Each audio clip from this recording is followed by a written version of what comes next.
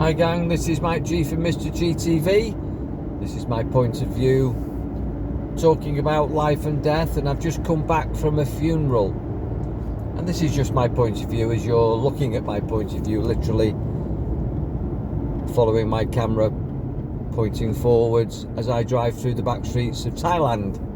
Interesting, 2 people on the motorbike, 3 people on the motorbike on the left hand side, no helmets. This is what you see a lot. So I've just been to a funeral, and as always with temple funerals in Thailand, absolutely packed. People seated outside. Now granted, this was a teacher from the school where I was an English teacher as a volunteer. So a lot of families involved, but every time you go to a funeral in Thailand, literally everybody from the village turns out. If that person who's passed on has had any connection with you, then out of respect you attend. And that's the way it is in Thailand, probably in many other countries as well. Now quite often you'll get well attended funerals in the UK. I've been to a few of them, but I've also turned up at a church or a crematorium and there's been a handful of people, when quite obviously the person who's passed over has touched hundreds of lives, and yet maybe just the close family come, a few maybe close friends, but maybe not. And what happens here in Thailand, which I find even more interesting, is, you know, in the same way that we have a chapel of rest and, you know, close family members can go and pay their respects and see the coffin, whether it's a closed coffin or an open coffin, depending on the arrangements, prior to the burial or the cremation in the UK. Here in Thailand, pretty much the spouse, family, relatives of the departed person move into the temple and stay with the coffin. They don't allow the dead person to be alone. They pray, eat, sleep in the temple or the area designated for the body to lie at rest, and they do their mourning. And then on the day of the cremation in Thailand, it's like a celebration, which I think nowadays in the UK we celebrate the life more than mourn the death, which is nice. But they certainly know how to do it here in Thailand. I mean, you get flowers, gifts for all attendees, and then they have the chanting from the monks, which is very emotional and very, it gets to me, the frequency and the vibration of that. And then they have fireworks, firecrackers, and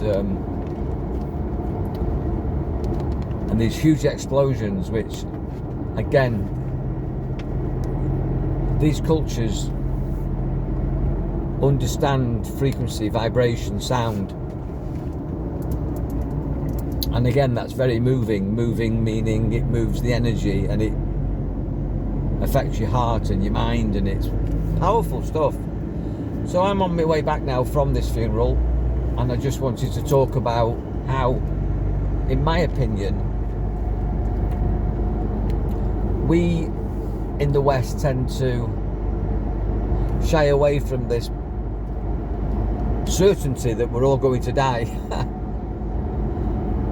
And quite often people will get up and at a funeral there'll be a eulogy, which is like a statement about the person, and a close family member will say it, and then at some funerals people get up and say what they want to say, although a lot of people refrain from doing it. I know at my father's funeral I made a eulogy, and I got very emotional with that, but I wasn't the only one that spoke. And I've made eulogies for other people when I've not been that emotionally invested, and I found that easier. But my point here is that it's really a good thing, in my opinion. The right thing to do would be to crazy driving here. The right thing to do, in my opinion, would be to tell people what you think about them, how wonderful they are while they're alive, and don't wait till they're dead. And you never know when that day is. Nobody knows when they come into the world, and nobody knows when they leave the world.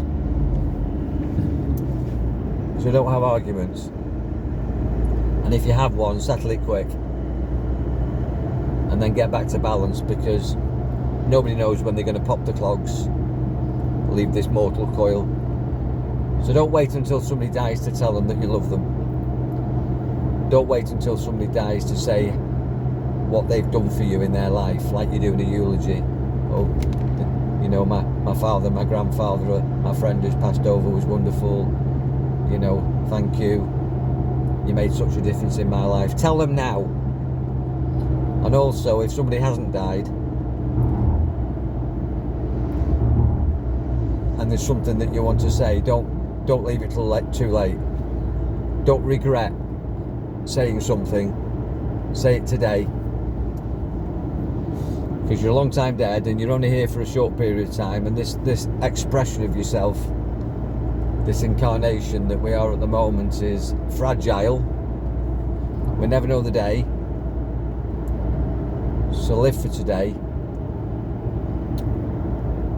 and live as if you're going to die today, and treat everybody else the same. Live it large, guys. Have no regrets. Honour this incarnation, and honour everybody while they're alive, and don't wait for the day they die. Just say it now and do it now. That's my best advice. Be powerful, enjoy your mind.